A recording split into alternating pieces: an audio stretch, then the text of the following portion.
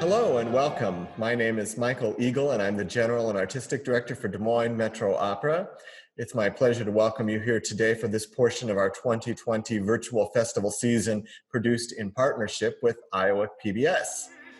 Our subject today is our 2016 production of Jules Massenet's Manon.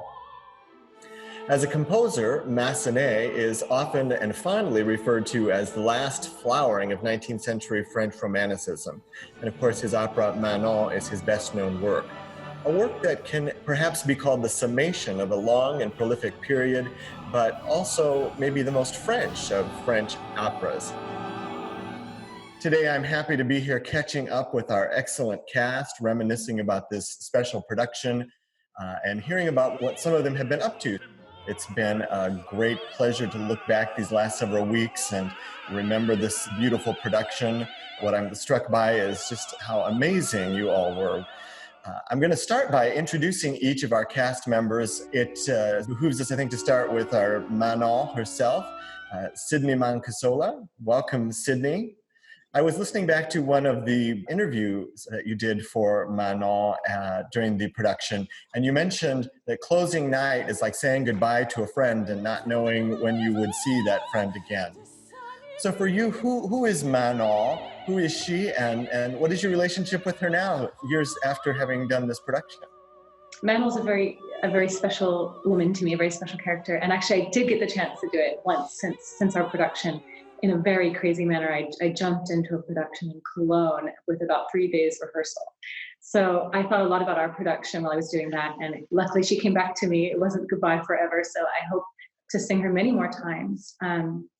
But for me, it's so much of what you said. This is the quintessential French opera, and she just embodies so much about that.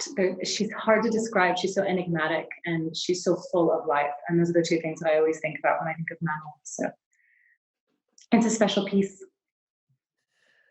And of course, her love interest on the opposite spectrum is tenor Joseph Dennis, who is with us today. I want to ask you about de Grieux's journey. Of course, this is an opera about Manon, her rise and fall, but equally on an up and down journey is your character, the Chevalier de Grieux. What does he learn through this experience, and what does he go through? Well, what does he learn? That's a good question. If there was like a second part, Manon part 2, we might know that a little more.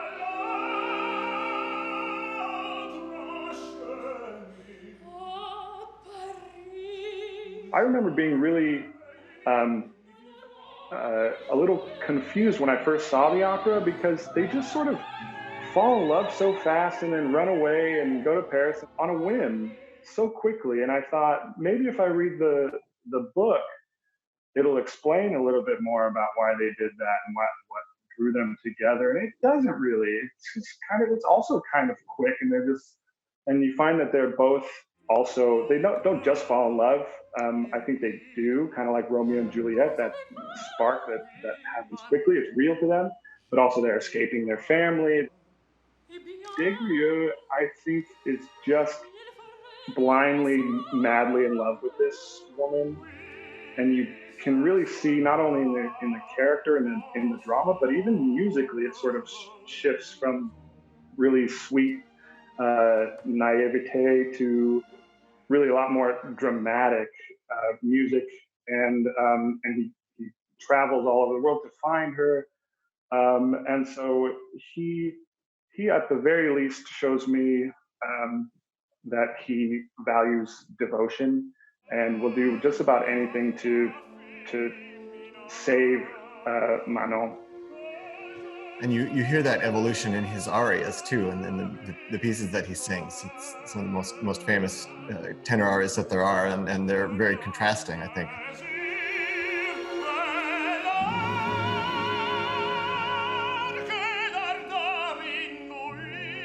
Of course, every opera has a baritone. This opera has 2 baritones, and I'd like to introduce to you our next 2 cast members, Michael Adams, who plays Lescaut, who is Manon's cousin. Michael, you get to often play the polar opposite to the tenor, either the villain or the... Always. Yeah. This opera, Lescaut, is maybe a witting or unwitting accomplice to all of the things that happen. And what's it like to do a role that maybe isn't customary for a baritone in the sense of having to be that mercurial opposite to the tenor? Oh yeah, I mean, the opposite of the tenor and complete opposite of Manon. I mean, he is a complete embodiment of a loss of innocence. I mean, he has, and if he does have any in the opera, by the end, it is just gone. I mean, he is so misguided, and I think he has a lot of positive virtues. You know, his honor, duty to his own men, but you know, family relationships. I think he has a very naive understanding of those until he's betrayed those at the end. So as a baritone to play that kind of a role, I mean, we're often the bad guy, and I always tell people, I swear I'm not a bad guy because I'm always playing like. It was a joy to do that, and I hope to be able to do that again at some point. Troy Cook, baritone, was our de Brétigny. Troy, I want to ask you a slightly different question. This was your debut in 2016, and you prior to that had performed in theaters all over the United States, all over the world. But coming to a theater like ours, where you're in such close proximity to the audience, where everything you do is viewed and seen in a slightly more intimate lens. What is that like for you as a performer to come in and perform in that very intimate venue? Well, we do a lot of training for, all through our lives for proscenium work. So there's a transition when you're working in this small, intimate theater where the audience surrounds you. You have to break some of your habits of how you're always wanting to cheat your voice. But once you figure that part out, it's a very liberating space in that you can sing directly to your castmates. There's an intimacy, like in the love duet, you can sing, face to face instead of, the tenor or baritone standing just slightly behind the soprano, which seems a little contrived somehow. So there's a sense of realism that you're able to achieve in the theater that Des Moines Metro Opera uses. That's an excellent way of putting it, and it dovetails into my next introduction and to my question for our stage director, Kristine McIntyre. Welcome, Kristine. One of the things that I'm struck by in looking back at the production is the immediacy and the freshness that you bring, and of course everybody involved in the production brought to the story that's hundreds of years old. Can you talk a little bit about the challenge of taking a piece like Manon and making it feel immediate and current? Well, I mean, that's always our jobs, regardless of whether a piece is 5 years old or 500 years old, is to find the truth of the characters and why the story's worth telling. And if I had thought that the only reason we were doing Manon was to have a lot of pretty clothes on stage and kind of pacify the audience, then it wouldn't have been worth doing. But what does make it worth doing is that there's this extraordinary character who demands our attention. And, I think she's fascinating. She's such the object of the male gaze. And that's something that as female storytellers, we continue to explore and feels very, very current. I've gotten to do our production of Manon once since in Santa Barbara. And it was right in the middle of the Me Too movement coming to the fore. And so it's a really interesting piece, actually, to look at through a modern lens. And given how modern some of Massenet's writing is, it's a delight to then sort of pick it apart in our way and to find the truth of these characters. And of course, working in a small and intimate space like, ours at Des Moines makes it easier because we can make them so human, and every little gesture, every little reaction suddenly becomes so meaningful in that context. It's speaking of being able to view this in a very immediate context. I think back, especially watching the scenes between Joe and Sydney. I think of the Saint-Sulpice scene, and remember being in the audience and the chemistry, the tension that the two of you built up through the course of that scene until you finally that passionate climactic embrace at the end and sinking to the floor. I always remember the audience clapping and letting out a sigh of relief and all of that as that played out. Tell us about how that chemistry, about the chemistry between the two of you and how you create that. How do you make that so palpable for us in the audience?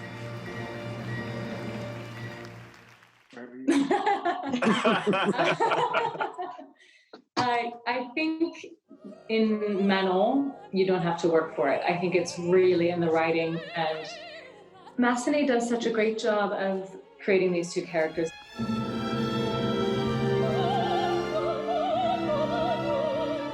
The music that they share together is so full of passion. If they need to be angry with each other, you can hear it. If they you can hear the passion, you can hear the frustration, you can hear everything. And so the tension really is just in the musical writing, and sort of shows you what's happening between the characters the whole way through. Joe, how do you go about building that tension and finding that chemistry with your Manon?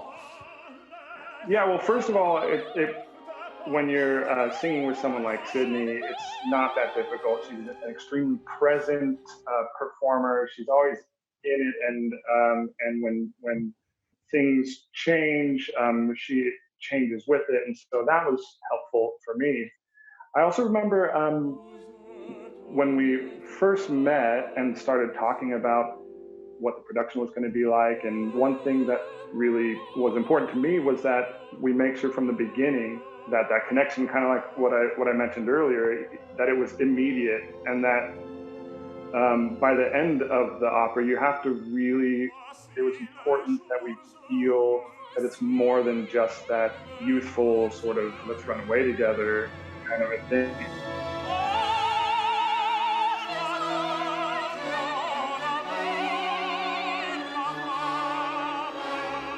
And I think throughout the whole opera, we saw, we found places to be, I don't know, tender, to be playful, to show the youthful part, to show them sort of grow up, to show them make mistakes together, to show different kinds of touching from the, in the beginning, the way it was sort of a playful touch to the seduction of the Saint-Supplice, to the sort of raw reactions that we had in the gambling scenes. And so actually, if memory serves, I do remember really trying to find connections in a lot of places that were both driven by the words and the music, and Kristine's a master at finding those spots. Well, we tried to chart it out, because in a way you're watching two young people grow up together, and that's really the arc of it. I mean, yes, it's very much Manon's story of kind of being really on the threshold of the full force of her womanhood and watching her kind of walk through that door.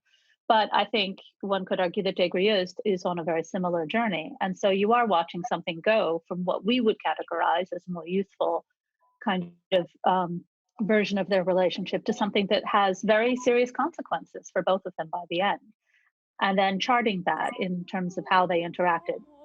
In the Saint-Sulpice theme, one of the keys to creating tension was keeping them physically apart at points when the music wanted them to be together. And whether that was about using physical distance in the space or using the gates, having a physical impediment like that actually then increases tension and increases the audience desire to see them finally get together. When Sydney finally opened the gates and came through, it felt like this sort of tremendous release to everybody. And so you can sort of, in some ways, go almost counter to what the music is telling you to do in order to stretch those moments out to their longest. It's like stretching a rubber band out to its furthest length and then suddenly letting it snap together. Manon is an opera about the title character's hopes to find true love versus her desire for wealth and a position in society. Troy, your character, de Brétigny, really represents that position in society for her. Can you talk to us a little bit about how you found the humanity and empathy in this character? Well, I think the magic thing about Manon is that she has a magnetism that it applies everywhere. Every man, doesn't matter their level. The kids talk about her. Everyone talks about Manon, and I think that Brétigny is taken by her in the same way that everyone else is. He thinks he has more than he can offer her, and I think that in finding his character, I think he really truly feels that he can offer her a better life. I think I think it comes from a sincere place.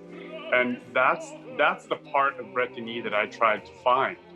And Massenet is a theater composer.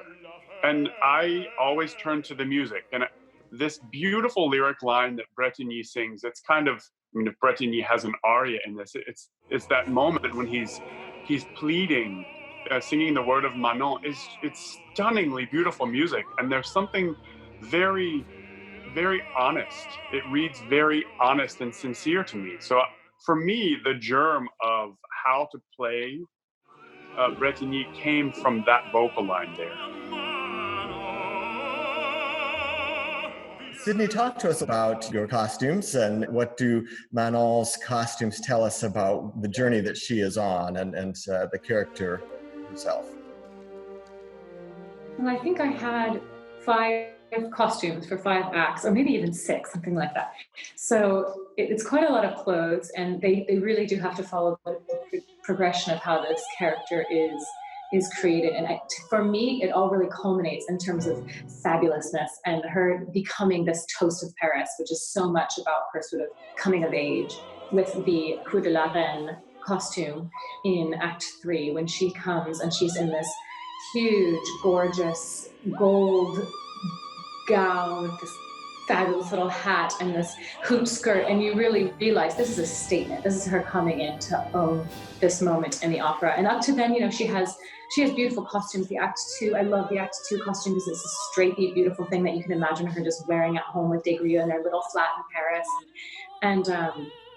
And also, even Act 1, she has this great little black, really sort of confined thing that shows the confinement of the character at that point, and that she's just ready to burst out of it. You can feel it already. So, and then in the last act, it's all disheveled. It's the big, amazing red, power-filled costume from the 4th act, which is really where you start to see her just get out of control. The wheels start to come off the hook, and it turns into this disheveled little thing at the end. So the costumes really just traced the story so clearly, and we were so lucky to have such gorgeous costumes. And learning to walk in the big skirts really does tell you a lot too about how these women had to maneuver these carriages and streets and paths and stuff, because it changes so much how you move. It's one of the things that we get to sort of have a glimpse back at as artists, as people who do these historical productions. So yeah, it was a joy to wear the costumes. Kristine, as the architect of the plan to not only make these costumes speak to these characters, but to just physically get it accomplished from many looks to look, tell us how you put that together and how that worked in helping us to tell the story. It was a huge challenge because the costumes weren't ours. They came from Australia. So they all showed up, and then we had to sort of figure out what we were going to do with them in order to sort of tell the story of our production. And so it's a lot of paperwork and a lot of practical things in terms of charting the journey for each character, because the chorus is on a different track than everybody else. Everybody else gets to stay the same character, who are on kind of personal character journeys through the opera. The chorus actually play different people in each scene. And so for each of them, it's about how do the clothes help me go from being, you know, the maidservant following the rich woman coming off the carriage in Act 1 to, you know, a lady of the evening at this kind of very risque gambling establishment in Act 4. So for each of them, it was about clothes instantly identifying who they are in the society and what their purpose was in terms of amplifying Manon and Grieux's story.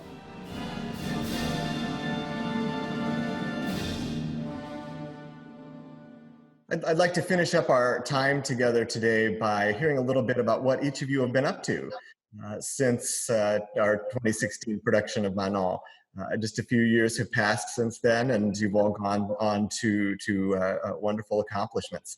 I'd like to start with Troy. Tell us a little bit about what you've been doing since Manon. Since Manon, I was lucky to come back and do some other productions with you there in Des Moines. We did a little night music together, and Frederick has always been a dream of mine to perform, and I was so lucky to get to do it in that amazing intimate theater with your usual incredible cast. I did get to sing Rodrigo and Don Carlo again with the Washington National Opera, which has always been one of it's like my desert island role. It's some of my favorite singing that I've ever had the opportunity to do. So I got a chance to do that. I've been most recently getting to spend a lot of time at home, like I think a lot of us have, and I've gotten to know my new puppy that we got this last summer very, very well. And I've gotten to spend a lot of time in our gardens. Michael, you've added several roles to your resume, including, I think, Eugenio Onegin, Don Giovanni. Tell us a little bit about what you've been up to since we saw you last. Yeah, man, it's been a busy 4 years, and I think I've worked with everyone here once again since then, and that's just been an absolute joy. You know, I came back to Des Moines and did Ping and Turandot and Donald and Billy Budd, and got to do Cozy at Seattle Opera along with Eugenio Onegin and Earl Fishers in Barcelona and Marcello and La Boheme and Geneva, and just gotten to see the world, and which in itself has been a rich education, both for my own personal life and for the career itself. And now I am in Texas visiting my family, out on the family farm, just taking a little time off, not necessarily voluntarily. You know, we're all in this interesting situation that we're in, but yeah, just trying to move forward and learn what there is to learn at this moment, you know. Joe, you've been overseas almost exclusively since 2016 in this production of Manon. Can you tell us a little bit about what you've been up to and what that's been like for you? Yeah, so actually, when I came to Des Moines for Manon, I had already been in Vienna for 1 year at the Vienna State Opera, and after Manon, I was there for 1 more year. Of course, Vienna is the biggest repertory house in the world, and so during that time, I was learning something like 25 roles per season, and really getting my sea legs and learning my limits. So then after that, my wife, Haley Clark, who you all know, is a soprano, and she got a full-time position at the theater in Basel, Switzerland. And so we moved there for a year, where I freelanced for that whole year. After that year, we moved to Dresden, Germany, home of the beautiful Semper Oper. And I've been a part of the ensemble here for 2 years now. And I did want to say one thing too, that last January, I was able to sing with Troy in Austin for the production of Silent Night. And so it was nice to have a reunion there as well. Yes, indeed. Sydney, you alluded to having sung Manon again since you were here in 2016. What are some other highlights for you since being here for Manon? Well, like Joe, I moved to Germany right after our Manon. I moved to Frankfurt and started to be an ensemble member there. And I was an ensemble member for 3 years and got to do a ton of really cool work in the German style and in that repertory house. And that was just hugely educational. And then and got to perform a little bit around Europe as well. While I was there, they let me go to guest stuff. And then just really in the last year, I've been able to sort of start coming back and performing a little in America. I made my Met debut last season in Die Zauberflöte, and that was exciting. And then Michael and I sang just recently this fall. We did a Zauberflöte together at Washington National Opera, which was so fun. Michael and I performed together quite a lot, so it was like coming home and doing an opera that we just had so much fun on stage together. So it's been, a few years. It feels like ages ago now, this Manon. Kristine, you of course, our audiences know incredible productions of Wozzeck and Flight and other operas since Manon, but maybe they're not always aware of the major projects that you've been taking on in other companies. Can you talk a little bit about your other projects that our audiences might not be aware of, that have been highlights for you? Yeah, probably the biggest one is Moby Dick, Jean Shear and Jake Hagee's opera.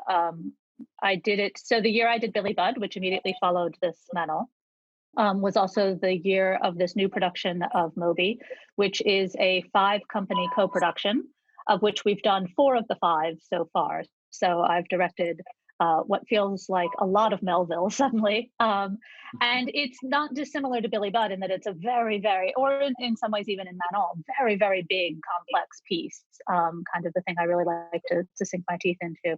And then kind of parallel with that, some other productions of mine that have gone around a lot since, specifically my film noir Don Giovanni, which I think I've now done either 4 or 5 times, and seem to, there were years there where I was basically alternating Moby Dick and Don Giovanni anytime I wasn't directing for you guys in Des Moines, which is sort of a strange thing to do for a living. And interspersed with that, quite a lot of new American opera, which is, I have to say, my great passion and something I get to do a fair amount of. Many world premieres and a lot of smaller stuff that kind of keeps the artistic heart beating. And 6 productions for you since Manon. So, you know. Not that we're counting. Not that we're counting. Well, I want to thank you all for being here with us today. A special shout out to our friends at Iowa PBS from those of us at Des Moines Metro Opera for the Emmy win on this production of Manon back in 2016. Thank you to Iowa PBS for that.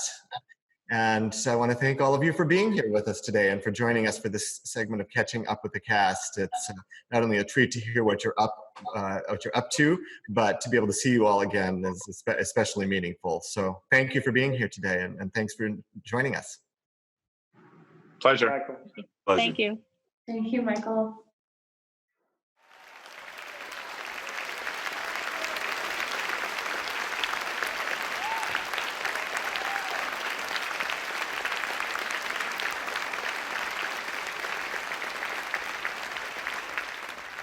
With a piece that you love this much, it's hard to say, okay, that's closing night, like close the score, put it away for a while. It's like saying goodbye to a friend, you know, and not knowing you're gonna see them again. You're like, okay, I love you. When I pour myself into a role, I get exhausted at the end of the night. To span the gamut of coming from this youthful place to sobbing with a dead woman in your arms, it takes its toll. For me, it makes it a lot easier to become the character when you look the part wearing 4 or 5 layers of cotton wool. Just the overcoat alone has to weigh 10, 20 pounds. Pretty substantial, you know, and that's what makes you sweat. My goal and my job is to find the freshness, to take a really age-appropriate and vibrant young cast in an intimate space and see just how alive the piece can be, so that it feels like intimate modern drama that just happens to have great clothes. Being able to present and produce a very high quality production of Manon with the cast and chorus, production, costumes, and orchestra like we have with this production really represents a dream come true.